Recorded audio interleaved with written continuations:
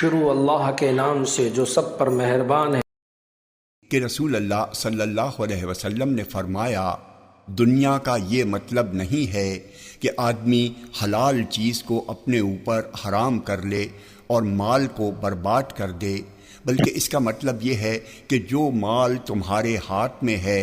اس پر تم کو اس مال سے زیادہ بھروسہ نہ ہو جو اللہ کے ہاتھ میں ہے، اور تمہیں مصیبت کے ثواب کی اس قدر رغبت ہو کہ جب تم مصیبت میں گرفتار ہو جاؤ تو خواہش کرو کہ یہ مصیبت باقی رہے۔ جامع ترمذی حدیث نمبر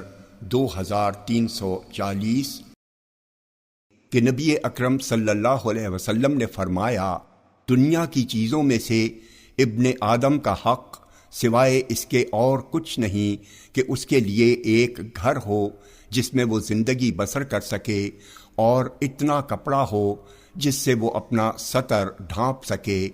اور روٹی اور پانی کے لیے برتن ہوں جن سے وہ کھانے پینے کا جتن کر سکے۔ جامع ترمذی حدیث نمبر 2341۔ اللہ تعالیٰ ہمیں ان احادیث مبارکہ پر عمل کرنے اور اپنی زندگیوں کو سنوارنے کی توفیق عطا فرمائے۔